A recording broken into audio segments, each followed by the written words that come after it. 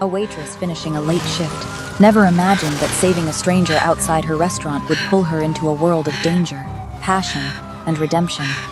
She didn't know he was a mafia boss, and she definitely didn't know he'd be the man to show her that love could heal even the deepest scars.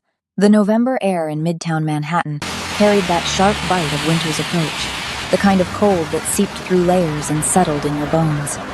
Neon signs flickered to life against the darkening sky, casting electric blues and reds across rain-slicked streets as the city shifted from day to night.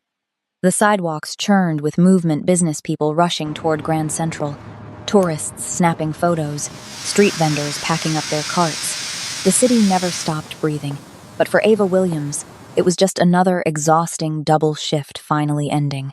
She pushed through the back service door of Celestial, an upscale fusion restaurant where marble floors and crystal chandeliers made her worn sneakers feel out of place. The scent of truffle oil and expensive wine still clung to her black work vest and red blouse, and her feet throbbed from 12 hours of carrying trays, forcing smiles, and pretending not to notice when customers looked through her as if she were invisible. Still, there was a strange comfort in the routine. The predictable rhythm of work, subway, home, had become her armor against a world that had once hurt her too deeply. Ava wasn't one to feel sorry for herself. Her life was modest but purposeful. She lived with her grandmother in a small apartment in Queens, the same woman who'd raised her after her parents passed when she was 16. Nana always said she had a warrior's heart wrapped in gentle hands, and Ava carried that truth like a shield. But beneath her polite, professional demeanor, she kept something buried deep. The memory of her younger brother Marcus, laughing one moment and gone the next, killed by her ex-boyfriend during a confrontation that turned violent 3 years ago. It had taken her this long to even breathe without feeling the weight of that guilt, that fear. These days, she kept her head down and her heart locked away. No relationships, no risks, no chances for anyone to get close enough to destroy her again. She walked faster as a light rain began to fall, the kind of drizzle that made the city shimmer like something out of a noir film. The street reflected headlights and street lamps in wavering pools of gold and red. She was heading toward the Fifth Avenue subway station, her canvas bag slung over her shoulder, when she noticed a crowd gathering near a sleek black Mercedes idling at the curb. People stood in a loose circle, phones raised, recording, murmuring, but no one moved to help. Her stomach tightened. Someone's hurt. "Is anyone calling 911? A man's voice asked nervously. "I don't know, man. I'm not getting involved," someone else muttered. Ava dropped her bag without thinking and pushed through the circle of onlookers. A man lay sprawled on the wet pavement near the rear passenger door of the Mercedes' expensive tailored suit, polished leather shoes, a watch that probably cost more than her rent catching the streetlight. His face was ashen, lips tinged with an unnatural blue. His chest barely moved. "Sir, can you hear me?" she said, kneeling beside him on the cold, wet ground. Her voice was steady, trained by years of watching her grandmother care for neighbors, by instinct honed through trauma. No response. She pressed 2 fingers to his neck. A pulse, but faint and irregular. Her training kicked in immediately, the CPR certification she'd gotten at community college, the first aid course she'd taken after Marcus died, desperate to feel like she could save someone, anyone. "Someone call 911 now," she commanded, her voice cutting through the murmurs. She tilted his head back gently, checked his airway, then positioned her hands over his chest and began compressions. 1, 2, 3, 4. The rhythm came naturally, mechanical. Her palms pressed against the fine fabric of his suit, her arms locked, her body weight driving each compression. The rain picked up, cold droplets sliding down her temples, soaking through her clothes. But she didn't stop. Around her, the crowd whispered in Korean English, a mix of languages she couldn't process. All she could hear was her own breathing, the count in her head, the distant wail of sirens. Come on, stay with me." When the man suddenly gasped, a strangled, desperate intake of air relief flooded through her so intensely she nearly sobbed. "That's it," she whispered, leaning close to his face. "You're okay. Help is coming." His eyes fluttered open for just a second, dark, intense, disoriented, and locked onto hers before closing again.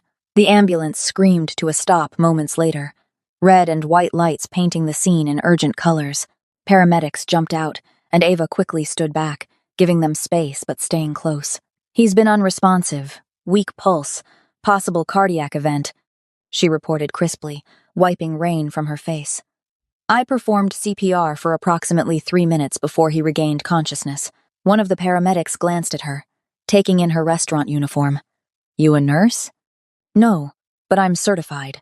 I can ride with you if you need an extra set of hands. Let's go.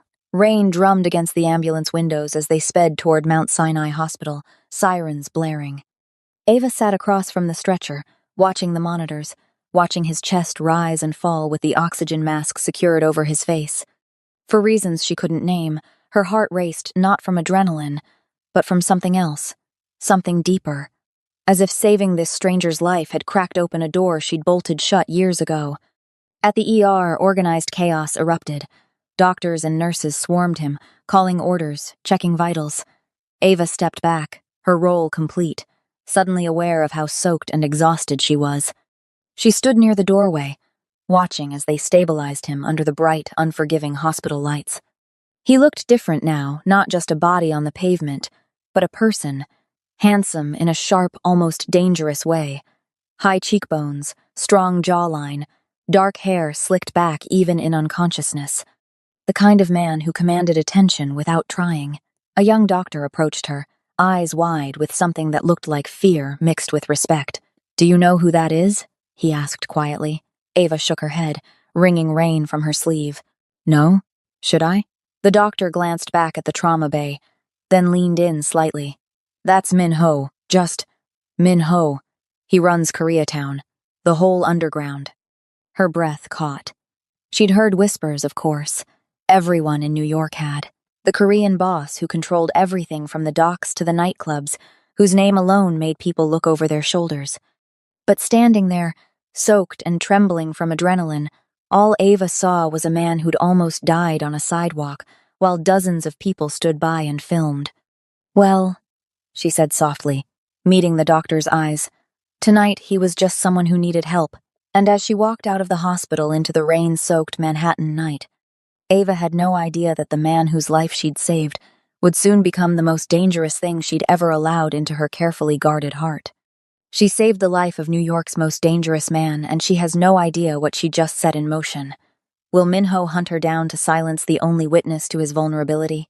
Or will the waitress who saw him as human become the one person who can save him from himself? Smash that subscribe button and hit the notification bell because this story is about to get intense. Drop a comment. Would you have saved him if you knew who he was? Like this video if you're already hooked on this dangerous love story. Chapter 1 is coming up next, and trust me, the moment Minho wakes up and learns her name, everything changes. Let's go. The subway ride back to Queens felt longer than usual. Ava sat in the corner of the near-empty car, still damp from the rain, her reflection ghosting across the dark window. Her hands wouldn't stop trembling. Not from cold, but from the aftershock of what she'd done. She'd touched death tonight, pressed her palms against a stranger's chest, and pulled him back from whatever edge he'd been teetering on. Min Ho. He runs Koreatown. She didn't know what that meant exactly, but the doctor's face had said enough. The way his voice dropped to a whisper, the way the nurses exchanged glances when they heard the name, fear dressed up as professionalism. Her grandmother was asleep when she finally made it home, the apartment dark except for the warm glow of the hallway nightlight. Ava stood in the doorway of her tiny bedroom, still in her soaked uniform, staring at nothing. She should shower, change, sleep. But all she could see were those eyes the moment they'd opened and locked onto hers before the paramedics arrived. Intense, vulnerable, the eyes of a man who'd seen things she couldn't imagine. Why didn't anyone else help him? That question haunted her as she finally peeled off her wet clothes and stood under scalding water, trying to wash away the feeling that she'd just stepped into something irreversible. Across the city, in a private suite at Mount Sinai Hospital, Minho opened his eyes to the sterile white ceiling and the soft beeping of monitors. His chest ached. His throat burned. Every breath felt like dragging air through broken glass. Boss. The voice came from his right, low, controlled, dangerous. Jung-soo, his second in command, stood beside the bed in an immaculate black suit, hands clasped behind his back. You're awake. Minho tried to speak, but his voice came out as a rasp. What? Happened? You collapsed outside the restaurant. Someone called it in. Jung-soo's expression remained carefully neutral. The doctors say you were poisoned. Aconite. Slow acting. Another hour. And he didn't finish the sentence. Poisoned. The word settled into Minho's chest like a stone. He'd suspected for weeks that someone in his organization was moving against him, but to get this close, who found me? Minho asked, each word an effort. Jung-soo hesitated, and something flickered behind his eyes, calculation masked as concern. A waitress. Black girl. Early 20s. She performed CPR. Rode with you in the ambulance. He pulled out his phone, showing a grainy photo pulled from security footage, a young woman in a work vest and red shirt. Her face turned away from the camera. She left before we could get more information. Minho closed his eyes, and there she was again. The memory crystallized with sudden clarity. Rain on his face, sirens in the distance, and her voice steady, fearless, cutting through the chaos like a lifeline. Stay with me. Her hands on his chest, her eyes filled with a determination that had nothing to do with knowing who he was or what he controlled. She'd looked at him and seen a human being worth saving. No one had looked at him that way in years. Find her, Minho said quietly. Jung-soo's jaw tightened almost imperceptibly. Boss, whoever poisoned you is still out there. The Nakamuras are moving on our territory in Hell's Kitchen, and I said find her. Minho's voice grew stronger, edged with the authority that had built an empire. I want to know her name, where she lives, everything. A pause stretched between them, heavy with unspoken tension. Of course, Jung-soo finally said, bowing his head slightly. I'll have the information by morning. After Jung-soo left, Minho lay alone in the darkness, staring at the ceiling. His ribs ached where her hands had compressed his chest, bringing him back from the edge. He'd been ready to die, had accepted it the moment the poison took hold during his meeting, but she'd refused to let him go. Why? In Queens, Ava finally climbed into bed, exhausted but unable to sleep. She picked up her phone, hesitated, then typed into the search bar, Minho Korean Koreatown. The results made her blood run cold. Photos of a man in expensive suits entering nightclubs and restaurants flanked by stone-faced security. News articles about unsolved crimes, territorial disputes, witnesses who refused to testify. Whispers of money laundering, protection rackets, violence that the NYPD couldn't prove but everyone knew was real. She'd saved a monster. Or had she? Because the man in those photos looked nothing like the dying stranger, whose eyes had met hers with something that looked almost like gratitude, vulnerability, humanity. Her phone rang suddenly, making her jump. Unknown number. Her thumb hovered over the screen, heart pounding. She answered. Silence on the other end. Then breathing controlled, measured. Hello? She whispered. Ava Williams. A male voice, smooth but carrying an undercurrent of threat. Not Minho's voice. Someone else. We know what you did tonight. We'll be in touch. The line went dead. Ava sat frozen, her entire body going cold. They knew her name. And somewhere across the city, Jung-soo stood in the hospital parking garage, putting away his burner phone, a cold smile playing at his lips. The girl was the perfect leverage Minho's weakness dressed up as salvation. And if Minho became distracted chasing after his savior, it would make Jung-soo's plan that much easier to execute. Across town, Minho lay awake, touching his chest where her hands had brought him back to life, having no idea that his second-in-command had just made the first move in a betrayal months in the planning. Ava didn't sleep. She sat on her bed until dawn broke over Queens, the phone call replaying in her mind. We know what you did tonight. We'll be in touch. The voice hadn't been Minho's. She'd heard his rasped words in the ambulance. This was someone else, someone watching. When her grandmother knocked softly on her door at 7, Ava was already dressed for her shift, her eyes shadowed with exhaustion. Baby, you look like death, Nana said, her weathered hands reaching up to cup Ava's face. What happened? Nothing, Nana. Just a long night. The lie tasted bitter. But what could she say? I saved a crime boss and now someone else is calling me? Her grandmother studied her with those knowing eyes that had seen through every lie Ava had ever told. Marcus used to get that same look when trouble was coming. The mention of her brother made Ava's throat tighten, I'm fine. Really. But she wasn't. And as she rode the subway back to Manhattan, every passenger felt like a threat. Every pair of eyes. Every person standing too close. At the hospital, Minho was already awake when Jung-soo entered with 3 other men, silent, dangerous shadows in tailored suits. The morning light streaming through the window did nothing to soften the tension crackling in the room. We ran the tests twice, Jung-soo said, placing a folder on the bed. Aconite. Wolfsbane. It was in your tea before the meeting with the Nakamura brothers. Minho's jaw tightened. The Nakamuras were supposed to be allies, partners in their shipping operations. They're making their move. That's what they want you to think.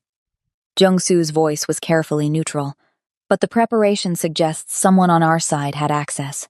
Someone close. The implications hung heavy in the air. A traitor. Someone close enough to access his inner circle. Jung-soo let Minho draw his own conclusions while redirecting suspicion outward. Find them, Minho said quietly, his voice carrying the weight of a death sentence. Already working on it. Jung-soo hesitated, then pulled out his phone. I have the information you requested. About the girl. Minho straightened despite the pain in his chest. Ava Williams, 26, works at Celestial as a waitress, lives in Queensbridge with her grandmother. Clean record except... Jung-soo paused, his expression darkening. Her younger brother was killed 3 years ago. Domestic violence situation with her ex-boyfriend. The ex is serving 25 to life. Minho's hands clenched the bedsheets. She'd saved him despite knowing what loss looked like, despite having every reason to walk away from violence. She's a liability, boss, one of the other men said. She saw you vulnerable. Word gets out that someone saved your life. Then word gets out, Minho interrupted, his tone brooking no argument. She saved my life when no one else would. I don't repay that with threats. Jung-soo's expression remained unreadable. What do you want us to do? Get me white orchids, the best in the city. Minho reached for the notepad on the bedside table, wincing at the movement. And paper. I'll write the note myself. At Celestial, the lunch rush was in full swing when the delivery arrived. Ava was carrying a tray of appetizers to table 12 when she saw them 3 dozen perfect white orchids in a crystal vase, being carried through the restaurant by a man in a black suit who definitely didn't work for any flower shop. The dining room went quiet. Conversations died mid-sentence. The man walked directly to Ava, his face expressionless. Ava Williams? Her heart stopped. Every eye in the restaurant turned toward her. Yes, she managed, her voice barely audible. He set the vase on the nearest table and handed her a small envelope. Then he left without another word, leaving her standing there with trembling hands. Her manager, Richard, appeared at her elbow. Who the hell was that? Ava couldn't answer. She opened the envelope with shaking fingers, pulling out a card with elegant handwriting. You gave me more than my life back. Please let me thank you properly. M.H. Below it was a phone number. Oh my God, whispered Elena, one of the other waitresses, reading over her shoulder. Ava, do you know who M.H. is? But Ava was staring at the orchids, expensive and beautiful and terrifying, because flowers that cost more than her monthly rent weren't just a thank you. They were a declaration, a claim. She waited for another threatening call or text, but none came. Not that day, not that evening. Just silence, which somehow felt worse. Like someone was waiting, watching. The card slipped from Ava's fingers, fluttering to the floor. Around her, the restaurant continued its elegant chaos, but all she could hear was her own heartbeat pounding in her ears. Someone had warned her about Minho, but the man himself wanted to thank her. And now she had to decide which truth to believe. Minho walked into Celestial at exactly 2 o'clock, when the lunch rush was dying down, and the restaurant held that strange, suspended quiet before dinner prep began. He moved like a man who owned every space he entered. Tailored charcoal suit, crisp white shirt open at the collar. No tie. His presence didn't announce itself. It commanded. Every conversation stopped. Ava was refilling water glasses at table 7 when she felt the shift in the room's energy, that electric charge that precedes lightning. She turned, and there he was, standing just inside the entrance, scanning the dining room until his gaze found her. Her hands shook so badly she nearly dropped the pitcher. "Oh, hell no," Elena whispered beside her. "Ava, that's him. That's him." Richard, the manager, was already moving toward Minho with the kind of obsequious smile reserved for people who could buy the restaurant with pocket change. But Minho raised one hand slightly, stopping him mid-approach, and walked directly to Ava. The distance between them closed too fast. Suddenly he was there, standing close enough that she could see the faint shadows under his eyes, the exhaustion he wore like an expensive accessory. "Miss Williams," he said quietly, his accented English precise and careful. "May I have a moment of your time?" Her mouth went dry. The mysterious phone call from that night burned in her memory. "We'll be in touch." "I'm working," she managed, her voice steadier than she felt. "I'll wait." He glanced at Richard, who looked like he might faint. "Is there somewhere private we could speak? I promise it won't take long." "Ava, you don't have to." Elena started, but Ava cut her off with a look, because the truth was, she had questions. About the orchids, about the phone call, about why someone else had called to warn her while he sent flowers. "The courtyard," she heard herself say. 5 minutes. Minho nodded once, then moved to wait near the glass doors that led to the restaurant's small outdoor space. Every employee watched him like he was a live grenade. Elena grabbed Ava's arm. "Are you insane? Do you know what he is?" "I know," Ava whispered. "But I need to understand what I've gotten myself into." When she stepped into the courtyard, Minho was standing by the fountain, hands in his pockets, looking more human than the headlines had ever made him seem. "Thank you for seeing me," he said, as she approached, maintaining a careful distance between them. "I wanted to apologize if the flowers caused you any trouble." "They caused a scene," Ava said, crossing her arms. "And I got a phone call. The night I saved you, someone who knew my name said they'd be in touch." She lifted her chin, meeting his eyes despite her fear. "Was that you?" Minho's expression darkened immediately. "No, I only learned your name yesterday morning." His voice took on an edge. "What exactly did they say?" "Just that they knew what I did. Nothing else." She watched him carefully. "You really didn't send that? I give you my word." His jaw tightened. "Someone threatening you because of me, that's unacceptable. But I need you to understand something. Not everyone in my world wants me protected. Some would prefer I died on that sidewalk." The implication settled between them, cold and heavy, "so I'm caught in the middle." Ava said quietly, "Not if I can help it." He pulled a business card from his pocket.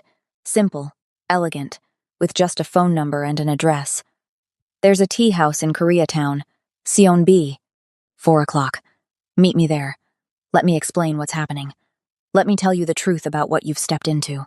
Ava stared at the card in his outstretched hand. Every instinct screamed at her to walk away, to protect herself the way she'd learned to after Marcus died. But there was something in his gaze that matched what she'd seen that night on the pavement. Desperation, honesty, a kind of exhaustion that came from carrying too much weight alone. "I'll be there," she said, taking the card. "But I'm bringing pepper spray." The ghost of a smile touched his lips. I would expect nothing less. At 4:15, Ava sat across from Minho in a private room at Sion B, traditional floor cushions beneath them, delicate cups of green tea steaming between them. The walls were rice paper screens that filtered the afternoon light into soft gold. She'd never been anywhere that felt so separate from the chaos of the city outside. "My mother used to bring me here," Minho said quietly, pouring tea with practiced grace. "Before she died, it's one of the few places I can still remember her clearly." Ava wrapped her hands around her cup, the warmth bleeding into her palms. "How old were you?" 12. He stared into his tea. "My father died a year later. I inherited an empire I didn't want and couldn't refuse. By 16, I was running it. By 20, I'd learned that being feared was safer than being loved." The rawness in his voice surprised her. This wasn't the crime lord from the news articles. This was someone who'd been crushed by circumstances beyond his control. "I lost my brother 3 years ago," Ava found herself saying. "My ex-boyfriend killed him, during a fight about me." The words came out jagged, like broken glass she'd swallowed. "I survived. Marcus didn't. And I've been terrified of dangerous men ever since." Minho's gaze met hers, and something passed between them recognition. understanding. Two people carrying guilt they couldn't set down. "Then why did you save me?" he asked softly. "That night, you had to know I was dangerous. Because you were dying," she said simply. "And I couldn't watch another person die when I had the power to stop it." The silence stretched, intimate and charged. "You see me as human," Minho said finally. "Not as a symbol or a threat. Do you know how rare that is?" Before Ava could answer, her cell phone rang, not a buzz, an actual call. She glanced at the screen. Nana. Her grandmother never called during the day unless something was wrong. She answered immediately. "Nana? What's?" "Baby." Her grandmother's voice was shaking. "There are men outside the building. Black car. They've been there for an hour. Mrs. Chen from 3B said they asked about you." Ava's blood turned to ice. She looked up at Minho, her voice breaking. "Someone's watching my grandmother right now." Minho was already standing, his phone pressed to his ear, speaking rapid Korean. His entire demeanor shifted from vulnerable to lethal in a heartbeat. He hung up and looked at her, determination in his gaze. "My men are 8 minutes away. They'll protect her." "How do I know they're not the ones threatening her?" Ava demanded, standing. "Because I just gave you my word." He stepped closer. "Whoever called you that first night, whoever is watching your grandmother, they don't work for me. They work for someone who wants to create distance between us. Someone who sees you as either leverage or a liability." "What does that mean?" Ava's voice rose. "It means there's a traitor in my organization," Minho said, his voice hard. "Someone who wants me dead. And they're using you to test my reactions, to see what you mean to me." "I don't mean anything to you," Ava protested. "I'm a stranger who—" "You're the first person in a decade who looked at me and didn't see a monster," Minho interrupted, his voice raw. "And now you're in danger because of it." Ava's phone rang again. Unknown number. With trembling fingers, she answered on speaker. "Miss Williams." Jung-Soo's voice, smooth as silk. "I apologize for the concern. Mr. Min's security team is simply ensuring your safety. But you should understand, getting close to my boss makes you visible, and visibility in our world is dangerous. I'd hate to see you or your grandmother hurt because of a simple act of kindness." The line went dead before either could respond. And Ava realized with horrifying clarity that saving Minho's life hadn't just pulled her into his world, it had painted a target on everyone she loved. But the real threat wasn't Minho. It was the man standing closest to him. Minho's men had surrounded Nana's building within 8 minutes. By the time Ava arrived, breathless and terrified, the watchers across the street had vanished. Her grandmother was safe, shaken but unharmed. "You can't go home," Minho said that night. "Not until I identify who's moving against me." Nana stayed with her church friend in Brooklyn, and Ava found herself in Minho's penthouse overlooking Central Park, temporary protection that felt anything but safe. The first 3 days, Ava barely left her room. The walls she'd built after Marcus's death felt thinner here, threatened by proximity to another dangerous man. She'd lie awake listening to Minho's footsteps in the hall, her body rigid, waiting for the violence she'd learned to expect. But it never came. Instead, on the 4th evening, she found him in the kitchen, sleeves rolled up, surrounded by Napa cabbage and Korean spices. "My mother's recipe," he said, when he noticed her in the doorway. "Kimchi. I thought you might be hungry." The vulnerability in his voice cracked something in her chest. "Can I help?" she asked quietly. His smile was small but genuine. "I'd like that." They worked in careful silence, and when his hand brushed hers while reaching for the gochugaru, she didn't flinch. For the first time in years, a man's touch didn't make her want to run. By the 2nd week, something had shifted. The rituals of cooking became their language, his kimchi lessons, her grandmother's mac and cheese recipe, food as memory, as healing, as bridge between two broken people learning to trust again. Late one night, Ava found Minho on the balcony overlooking the city. He stood at the railing, whiskey in hand, looking like a man at war with himself. "Can't sleep either?" she asked, joining him. He didn't look at her. "I keep seeing their faces. Everyone I've hurt. Everyone who's been hurt because of me." His voice was raw, stripped of its usual control. "There's so much blood on my hands, Ava." She should have been afraid, should have walked away. But instead, she reached out and took his hand, the hand that had probably pulled triggers, signed death warrants, built an empire on violence. I watched my brother die because I loved the wrong person, she whispered. I blamed myself for 3 years, thought if I'd just been smarter, stronger, less trusting, he'd still be alive. Her voice cracked. We're both prisoners of our pasts. But maybe we don't have to be. Min-ho turned to her, searching her face in the darkness. I want to leave, he said suddenly. All of it. The empire, the violence, the fear. I've been trying to find a way out for years, but I never had a reason strong enough to make it real. He stepped closer. Until you, Min-ho. I'm serious. I have legitimate businesses, investments that could sustain me. I can liquidate the criminal operations, transfer power, walk away. His hand came up to cup her face, thumb brushing her cheek. You make me want to be someone worthy of the way you looked at me that night, like I was worth saving. Tears burned behind Ava's eyes. It's not that simple.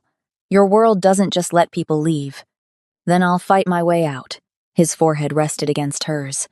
For the first time in my life, I have something worth fighting for. The kiss happened like gravity inevitable, desperate, tender and fierce all at once. His hands tangled in her hair, hers gripping his shirt like he was the only solid thing in a world tilting sideways. When they finally broke apart, both breathless, the city glittered below them like scattered stars. I'm falling for you, Ava whispered against his lips. And it terrifies me. Then we'll be terrified together, Min-ho murmured. But the next morning, everything shattered. Ava woke to shouting in Korean, to the sound of heavy footsteps and Min-ho's voice cutting through the penthouse like a blade. She threw on clothes and ran to the living room, where Min-ho stood surrounded by his men, all of them armed, all of them tense. Jung-soo stood near the window, his expression carefully controlled. What's happening? Ava demanded. Min-ho turned to her, and the look on his face stopped her cold. The Nakamura brothers, they've taken over 3 of our distribution points. 5 of our people are dead. His jaw clenched. And they're demanding a meeting, tonight, or they start targeting families. You can't go, Ava said immediately. It's a trap. I don't have a choice. Yes, you do. They mentioned you by name, Ava. Min-ho's voice was hollow. They know you're here. They know what you mean to me. And if I don't show up, they've made it clear you're first. The room spun. This was her nightmare come to life, being the reason someone else walked into danger. Jung-soo spoke for the first time, his voice measured. The Nakamuras are testing you, boss, seeing if you've gone soft.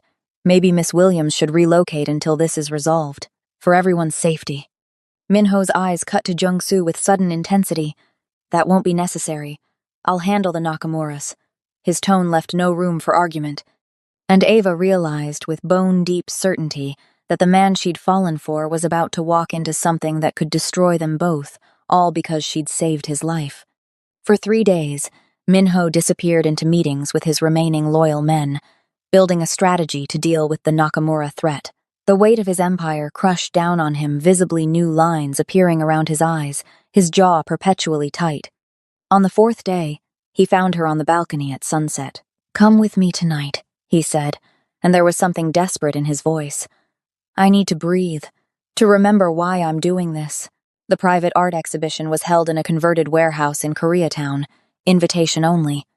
Min-ho moved through it like a ghost, his hand firm on the small of Ava's back. She wore a simple black dress he'd had delivered elegant enough that she didn't feel completely out of place among the champagne and designer suits. Still, she caught the stares. A black woman on the arm of Min-ho. The whispers followed them. Ignore them, Min-ho murmured. You're the only person here who matters. He guided her through rooms of contemporary Korean art until he found what he'd been searching for. He stopped so suddenly she nearly stumbled. The painting was massive, dominating the wall. A lotus flower in full bloom, impossibly white and perfect, rising from dark, churning water. This, Min-ho said softly. This is you. Ava turned to look at him, confused. A flower? No. He faced her, his expression raw, beauty rising from impossible conditions. Something pure that grew in darkness and refused to be corrupted by it. His hand came up to brush her cheek. You survived violence, loss, grief, and somehow you still see humanity in a man like me. Tears pricked her eyes. Min-ho, I don't deserve you, he continued. But you make me believe I could become someone who does. Before she could respond, she felt the prickling sensation of being watched. She turned her head slightly and saw them.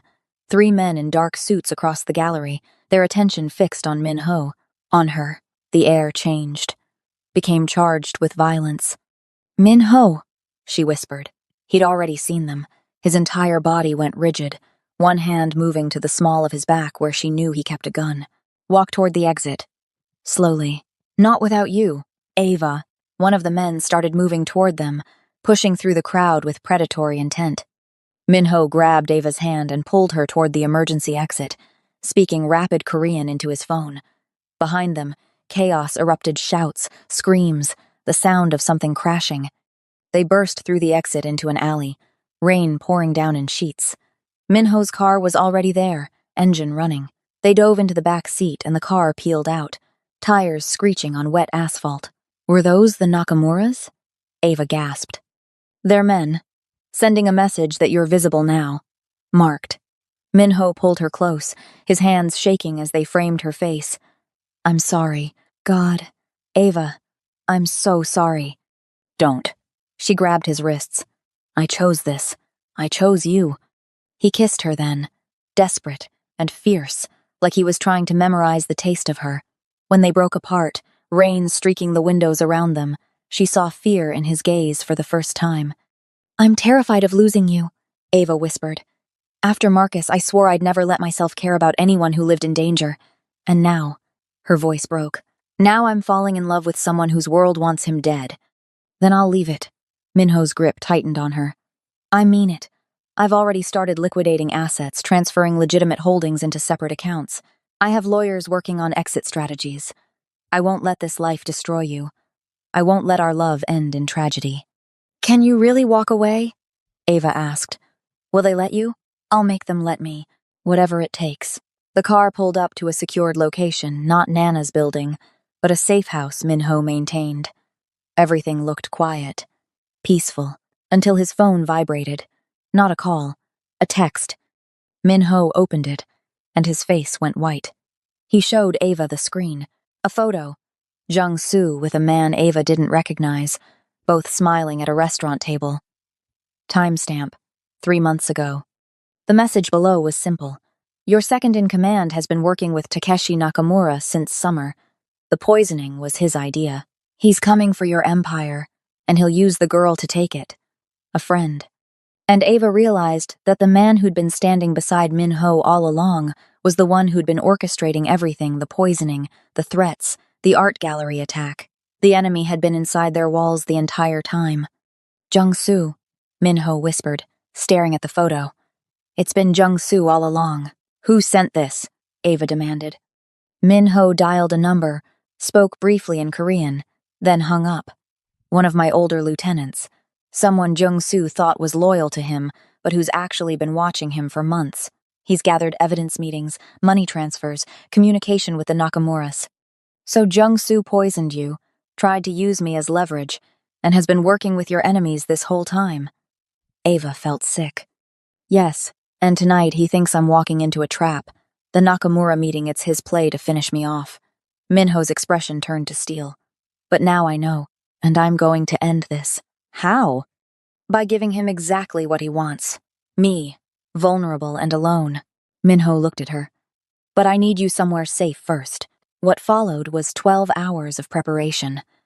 Min-ho moved Nana to a location even his inner circle didn't know about.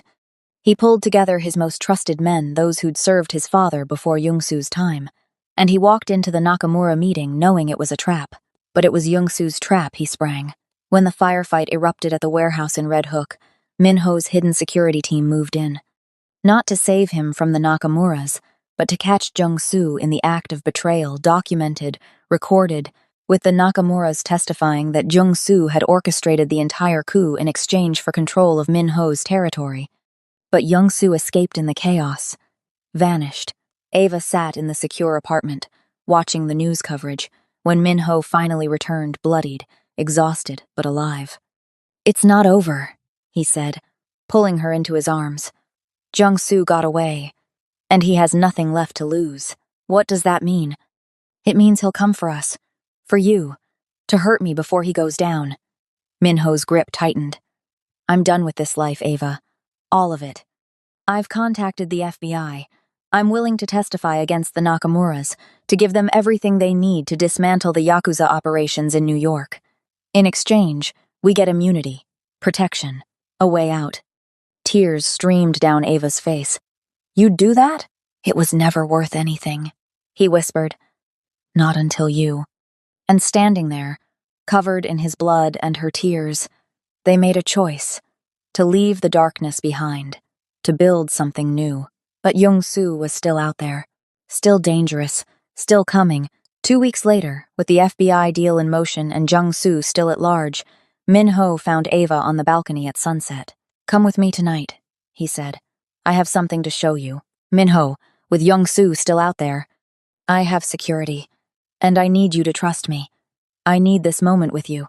The rooftop garden belonged to a building Min-ho owned in Tribeca, 30 stories above the city.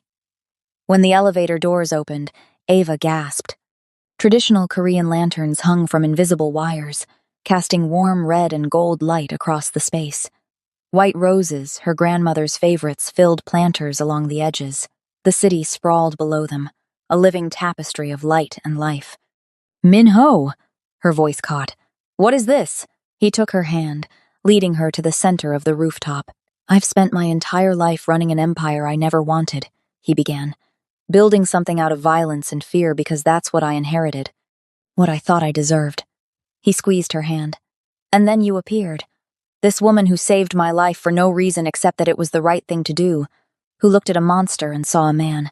You're not a monster, Ava whispered. I've done monstrous things. His thumb traced circles on her palm. But you make me believe I can be someone different, someone worthy of the way you look at me. He released her hand and reached into his jacket, pulling out a small velvet box. Ava's heart stopped completely as he lowered himself to one knee. I'm leaving this world, all of it. The FBI deal is nearly done, the businesses are clean, and I'm walking away from everything that came before you. He opened the box, revealing a ring that took her breath away, a brilliant diamond surrounded by jade stones that gleamed like water in moonlight. Ava Williams, you are my redemption, my reason, my future. Will you let me love you for the rest of... The explosion of gunfire shattered the moment. Glass erupted from the rooftop access door as armed men burst through. Ava's scream was lost in the chaos as Min-ho threw himself over her, both of them hitting the ground behind a planter. Stay down! He shouted, his gun already in his hand. More men poured from the stairwell, Nakamura's remaining forces, making one last desperate play before the FBI closed in. They were trapped on a rooftop with nowhere to run. Min-ho returned fire, precise and controlled, but they were outnumbered. The south exit! Min-ho grabbed her arm. There's a fire escape. And leave you? Ava shouted over the gunfire. No, Ava, please. No. She grabbed his face, forcing him to look at her even as bullets whined past. I'm not running. Not from this. Not from you. Something shifted in his eyes, surprise, fear, hope, all tangled together. Then stay behind me, he commanded. The firefight intensified. Min-ho's security team burst onto the roof from the building below, engaging the attackers, the air filled with smoke and the acrid smell of gunpowder. And then, in the chaos, in the absolute madness of violence and fear, she realized something. This was who he was. This darkness, this danger. But it was also the man who'd taught her to make kimchi, who'd promised to leave everything behind for her, who was literally shielding her body with his own. The shooting stopped as suddenly as it started. 5 attackers down. Min-ho's men securing the perimeter, sirens wailing in the distance. Min-ho turned to her, his hands shaking as they framed her face. Blood trickled from a cut on his temple. Are you hurt? No. Her voice was surprisingly steady. Ask me again. What? Ask me again. She reached down, picking up the ring box from where it had fallen, miraculously intact. You didn't finish. Min-ho stared at her like she'd lost her mind. Maybe she had. But standing there, covered in dust and fear and adrenaline, Ava had never been more certain of anything. Will you marry me? He whispered, his voice breaking. Yes. She grabbed his hand, pulling him closer. Yes, I choose you. All of you. The darkness and the light, the past and the future. Yes. He kissed her then, desperate and fierce, the ring forgotten in her hand as they held each other in the wreckage of his proposal. When they finally broke apart, Minho slipped the ring onto her finger with shaking hands. It fit perfectly. I love you, he said. God, Ava. I love you too, she whispered. As the FBI and NYPD swarmed the building, as the last of Nakamura's network was rounded up, Minho and Ava stood together at the rooftop's edge, watching the city lights below. Jung-soo was still out there. But for the first time, they weren't running from the past. They were choosing their future. It's done, Agent Chen said 3 days later, shaking Minho's hand in the FBI office. Nakamura and his lieutenants are in federal custody. With your testimony, we've dismantled the largest Yakuza operation on the East Coast. The deal stands. You're out. Minho's eyes found Ava across the room. She was talking with Nana, both of them safe, alive, whole. That was the only out that mattered. What about Jung-soo? Ava asked. Chen's expression darkened. Still at large, but with his network destroyed and warrants in 3 countries, he won't get far. We'll find him. Marry me, Minho said that night, pulling Ava onto the penthouse balcony. Now. This week. I don't want to wait. We just got engaged 3 days ago during a gunfight, Ava laughed. Minho, we should. I've spent 30 years living in tomorrow. He interrupted, taking her hands. Planning, strategizing, waiting for the right moment. But you taught me that life happens now, and I want to start ours now. She looked at him, this man who'd fought his way out of darkness for her, and felt her last reservation dissolve. Okay, she whispered. Let's do it. 5 days later, on a crisp November afternoon, they stood in the garden of a small venue in Brooklyn, surrounded by 40 people who'd witnessed their impossible journey. Ava wore a scarlet and gold hanbok for the first part of the ceremony. Minho stood across from her in a black dopo and gat, his eyes never leaving hers, full of wonder and disbelief. The Paibik ceremony was intimate. Ava and Minho bowed to Nana first, offering her jujubes and chestnuts.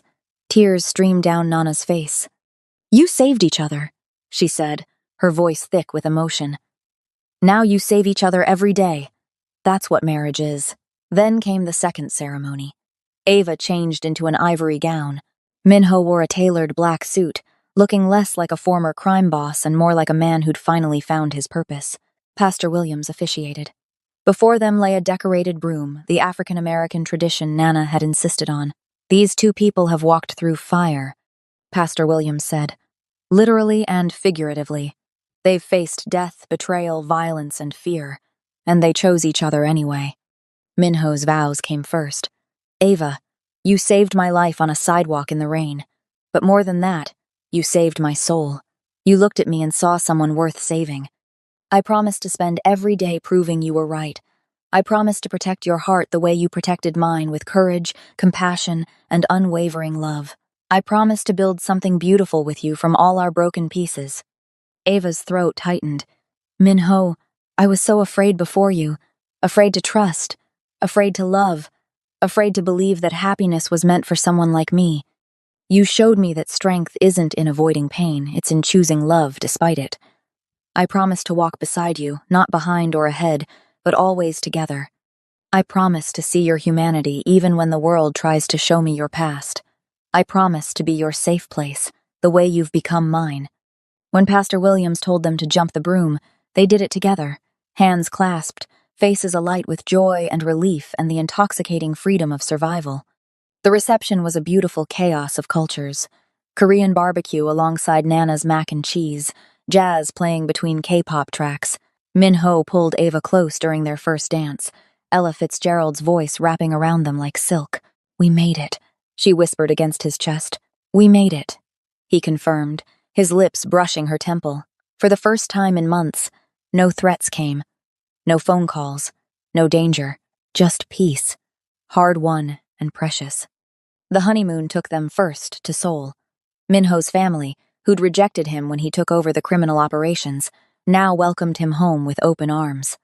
You finally did it, his cousin Jihoon said, embracing Minho at Incheon Airport.